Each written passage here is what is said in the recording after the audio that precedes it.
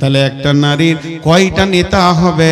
একটা নারীর নেতা হবে 4টা পুরুষ। প্রথম হবে তার বাপ, তারপরে হবে তার ভাই, তারপরে হবে তার স্বামী, তারপরে হবে তার ছেলে। বাপ ভাই, যদি বাপ ভালো থাকে সুস্থ থাকে তো বাপ হবে একটা নারীর ম্যানেজার। যদি বাপ মারা যায়, প্রবাসে চলে যায়, বিদেশে চলে যায়, পাগল হয়ে যায়, ওই মেয়েটির নেতা হবে তার বড় ভাই। পর্যায়ক্রমে তার ভাইরা হতে থাকবে। বাপ ভাই যেদিন বিয়ে দিয়ে দেবে, মেয়েটার নেতা হবে তার স্বামী। যেদিন স্বামী মারা যাবে, যদিও মায়ের পায়ের তলে জান্নাত, তারপরও শুনেলেন মা ওই ছেলের বিনা হুকুমে আপনার কিনা বাড়ির চৌকাটার বাইরে যেতে পারে না, কারণ ছেলে হয়ে যাবে তার ম্যানেজার।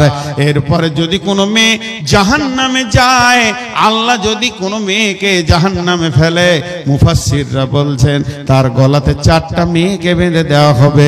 একটা হলো তার বেটি, 2টা হলো বোন, 3 নম্বর স্ত্রী, 4 নম্বর মা। 4খানা মেয়েকে গলায় নিয়ে সে জাহান্নামে যাবে। এমন হবে কোন মেয়ে জাহান্নামে যাবে আর তার গলাতে 4টা পুরুষকে বেঁধে দেওয়া হবে, বাপ ভাই স্বামী সন্তান। তার কারণ পৃথিবীর বুকে যখন কোন পুরুষের কিয়ামতের মাঠে বিচার হবে, তো পুরুষটাকেই সামনে করে বিচার হবে, আর তার সঙ্গে কাউকে ডাকা হবে না। কিন্তু একটা নারীকে যখন আদালতে তোলা হবে, তখন 4 জন পুরুষকে দাঁড় করিয়ে নারীটার বিচার হবে, কারণ এরা ছিল পুরুষ, এরা ছিল ওর মালিক। কেন তোমার গাড়ি পৃথিবীতে অ্যাক্সিডেন্ট করেছে, গুনাহ করেছে? বাপ ভাই তুমি কি কানা ছিলে? জালসার দিনে তোমার যুবতী বোনটা, বেটিটা, তোমার ইয়ং বউটা রাস্তায় কি চরিতার্থ করেছে, রাত্রিতে তুমি কেন খবর রাখনি? এ ব্যাপারে কিয়ামতের মাঠে প্রশ্ন হবে।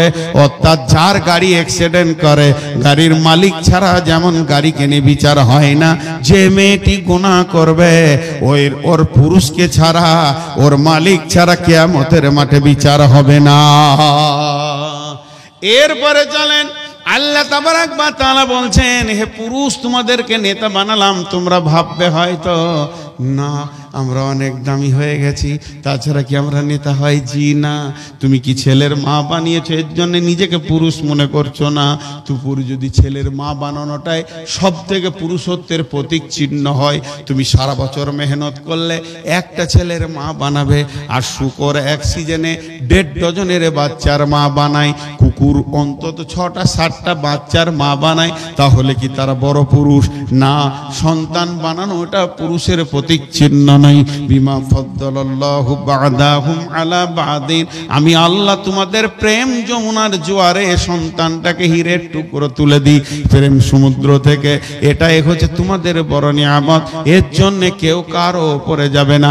অবিমা আনফাকু মিন আমওয়ালিহিম, হে পুরুষের দল, তোমাদের দায়িত্ব হচ্ছে ইনকাম করে নিয়েছে বিবির পেছনে খরচা করবে, বিবিকে তুমি খাওয়াবে, পান করাবে, বিবিকে তুমি আনন্দ দেবে, এবং বিবির পেছনে তোমার খরচা হবে, তবেই তুমি সমাজে পুরুষ।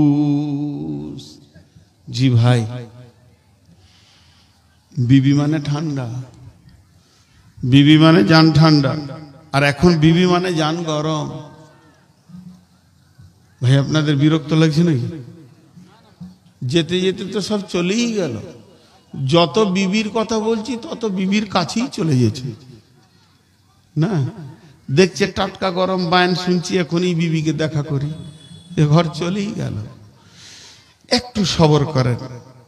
জি আল্লাহ বলছেন, তো একজন ওর সেই ফ্যান, সিলিং ফ্যান দেখেছেন? সিলিং ফ্যান এরকম ঘুরবে, উপর থেকে হাওয়া নিচে নামাবে, হ্যাঁ, আর জানটা ঠান্ডা হবে। তো একজনের ফ্যানের ক্যাপাসিটার যেটা থাকে, ওই ফ্যানের মোটরের কাছেই থাকে ব্যাটারির মতো, ওটা কি বলে? ক্যাপাসিটার বলে, কেউ কন্ট্রোলার বলে।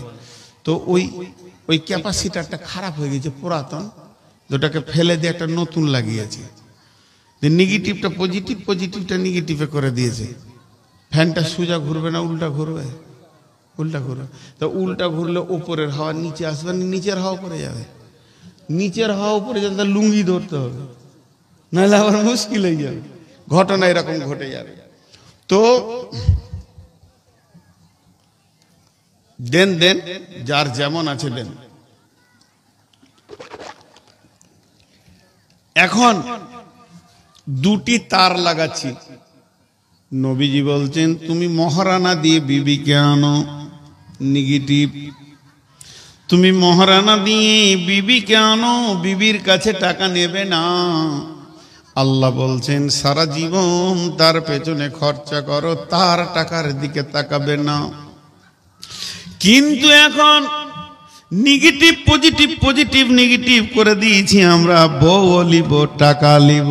আল্লাহ বলছেন নিয়ে যা ঘর, ফ্যান উল্টা দিকে ঘুরবে, ক্যাপাসিটার উল্টা দিকে লাগিয়ে দিয়েছে। Negative positive, positive negative. এবার ফ্যানটা যেই চালিয়ে দিয়েছে, লুঙ্গি ধর, নাহলে বেজ্জুতি হয়ে যাবি। বউটাকে নিয়ে এসেছে তার বাপের বাড়ির টাকা নিয়ে, এমন ঘরের ভিতরে অশান্তি শুরু হয়ে গেছে। এখন বংশকে বংশ খালি জেলখানা দেখতে পেয়েছে, জেলখানার গেট দেখতে পেয়েছে। নচে তোমার কোনো উপায় নাই, মান সম্মান থাকবে না, চলে যাবে, ধুয়ে যাবে, শেষ হয়ে যাবে। অতএব সমস্ত শান্তি আল্লাহর হুকুম এবং রসুলের তরিকাতে ভরা আছে। যখনই আল্লাহর হুকুমের বাইরে চলে যাবেন আর শান্তি পাওয়া যাবে না। কোরআন যে বলল তোমার বিবির কাছে রয়েছে শান্তির সম্ভার, সেটাকে তুমি গ্রহণ করো, আনন্দ করো, মাখামাখি করো, একে অপরে লুটে লাও, আনন্দ করে লাও এবং শান্তিটা নিয়ে নাও। ছোট্ট একটা কথা শেষ দিকে জিজ্ঞেস করব, আপনি একবার খালি হ্যাঁ নাটা বলবেন, ভুলটা বলবেন। জি, যে মেয়ে মানুষ আর একটা হলো পুরুষ মানুষ। মেয়ে মানুষও মানুষ, পুরুষ মানুষও মানুষ। পুরুষ মানুষ সে কিভাবে চলবে, বলবে, উঠবে, বসবে, তার কি ডিউটি, সেটা কোরআন স্তর বাই স্তর বাই স্তর বাই বর্ণনা করেছেন। মেয়েদের কি ডিউটি, মেয়েরা কিভাবে চলবে, উঠবে, বসবে, বলবে, কি করবে না করবে, সেটা কোরআন বর্ণনা করে দিয়েছেন। মেয়েরা মেয়েদের কাজ করবে, পুরুষেরা পুরুষের কাজ করবে। কিন্তু আমার বক্তব্যের প্রথমে 2 মিনিট আমি ছোট করে আপনাদেরকে দর্শন কথা বলবো। বড় বড় দার্শনিকরা বলছেন পুরুষ মানুষ অর্ধেক মানুষ, মেয়ে মানুষ অর্ধেক মানুষ, দুইজন মিলে একটা পূর্ণাঙ্গ মানুষ। পুরুষের কাছে সব পার্স নাই, মহিলার কাছেও সব পার্স নাই। দুইজন যখন এক জায়গায় মিলে যায় তখন পূর্ণাঙ্গ মানুষ। আর পূর্ণাঙ্গ হলেও তাদেরকে নৈপুং বলা হবে, মানে সামাজিকভাবে তারা এখনো পর্যন্ত কি আধা কি সামাজিক কলঙ্কিত মানুষ। যখন তাদের দুইজনের ভিতরে একটা আসবে, সন্তান আসবে, তখন তারা পূর্ণ একদম সামাজিক মানুষ। এটা বিজ্ঞানীদের কথা, এটা দার্শনিকদের কথা। এই কথাটাকে গুরুত্ব দেওয়ার কোনো প্রয়োজন নেই।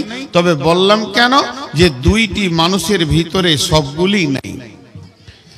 যেমন একটা বাচ্চা পৃথিবীতে আসার ব্যাপারে শুধু মেয়েদের ভূমিকা নেই, পুরুষের ভূমিকা আছে। শুধু পুরুষের ভূমিকা নেই, মেয়েদের ভূমিকা আছে। দুইজন মিলে আসবে। তেমনি পৃথিবীতে দিন প্রতিষ্ঠিতর ব্যাপারে শুধু পুরুষরা নয়, মেয়েরাও মুজাহাদা করেছেন। তো যাই হোক, এই দুটি মানুষ। কিন্তু আল্লাহ তাবারক ওয়া তাআলার কারিশমা দেখেন, গোটা কোরআনে 114টি সূরা আছে। 114টি সূরার ভিতরে পুরুষ নামে কোনো সূরা নাই। আসূরাতুর রিজাল বলে কোনো সূরা নাই। 114টির ভিতরে একটাও পুরুষ সূরা নাই। কিন্তু একটা সূরা আছে, আসূরাতুন নিসা। সূরাটার নামই মহিলা, সূরাটার নাম মহিলা। একটা সূরার নাম বাকারা, একটা সূরার নাম ফাতিহা, একটা সূরার নাম আল ইমরান, একটা সূরার নাম মাইদা, তেমনি একটা সূরার নাম হচ্ছে সূরা নিসা। নিসা মানে মহিলা। তাহলে মহিলাদের দাম বাড়লো না কমলো? আমরা ভাবছি মহিলাদের দাম বাড়লো। জি ভাই, কিন্তু জানেন আপনি একটা মাইক্রোফোন কিনতে যান, ওর ভিতরে খাপটার ভিতরে একটা কাগজ থাকবে। আপনি একটা অ্যাম্পলিফায়ার কিনেন, খাপটার ভিতরে একটা কাগজ থাকবে। আপনি একটা ইউনিট কিনেন, খাপটার ভিতরে একটা কাগজ থাকবে। আপনি একটা মোবাইল কিনেন, খাপটার ভিতরে একটা কাগজ থাকবে। কারণ এই সম্পদটা কিভাবে ব্যবহার করবেন তার ব্যবহার বিধিটা সেই কাগজের মধ্যে কোম্পানি দিয়ে দিয়েছেন। এখন যদি আমি সাদা বাংলা ভাষায় বলে দিই মেয়েরা সম্পদ, সম্পদ তো সহ্য করবেন, আর ওটাকে যদি মাল বলে দিই তো আপনি রেগে যাবেন, মেয়েদেরকে কেন মাল বলছে। কিন্তু বিশ্বনবীর ভাষাটা কি? আর দুনিয়া ও কুল্লুহা মাতা, সারা পৃথিবীতে খালি দুনিয়াতে মালের ছড়াছড়ি, মালের ছড়াছড়ি, জমি জায়গা ঘর বাড়ি ইত্যাদি ইত্যাদি ইত্যাদি ইত্যাদি, সোনা দানা সব সম্পদকে নিচে ফেলে দিবে কে? বিশ্বনবী বলছেন ওয়া খায়রুল মাতাঈদ দুনিয়া আল মারআতু সালিহা। এই দুনিয়াতে সব থেকে দামি সম্পদ হলো নেককার বিবি। নেককার বিবি, এর থেকে দামি সম্পদ আর নাই।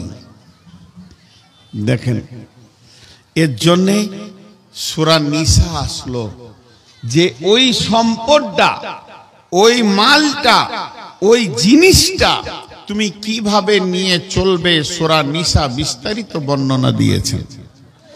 এর জন্য মহিলা নামে সূরা আছে। পুরুষ তো ব্যবহার করবে, করবে কিভাবে সেটা ওখানে দেওয়া আছে। এবার চলেন, পুরুষের নামে সূরা আছে অনেক। সূরা ইউসুফ, সূরা ইউনুস, সূরা ইব্রাহিম, সূরা হুদ, এগুলো পুরুষের নামে সূরা আছে। কিন্তু মেয়েদের নামে একটি সূরা আছে মাত্র, সূরা মারিয়াম। মেয়েদের নামে একটি সূরা আছে, সূরা মারিয়াম। গোটা কোরআনে একটা মেয়ের নাম আছে, তার নাম হলো মারিয়াম। দ্বিতীয় কোনো মেয়ের নাম আসেনি। ফেরাউনের নাম এসেছে, নমরুদের নাম এসেছে, হামানের নাম এসেছে, বড় বড় কাফেরদের নাম এসেছে, নাম এসেছে নবীদের। পুরুষের নামে ভরপুর, ঈসা, মুসা, হারুন, দাউদ, সুলাইমান ভর্তি হয়ে গেছে। কিন্তু মেয়েদের জন্য আয়াত নাজিল হয়েছে, কিন্তু নাম প্রকাশ করা হয়নি। শুধু একটা মেয়ের নাম প্রকাশ করা হয়েছে, তার নাম মারিয়াম। এটা একটা কারণ আছে। মারিয়ামের কোনো স্বামী ছিল না, সন্তান দেওয়া হয়েছিল। তার পবিত্রতা ঘোষণা করার জন্য, তাকে একটা স্তর দেওয়ার জন্য আল্লাহ তার নামটা শুধু কোরআনে দিয়েছে। বাকি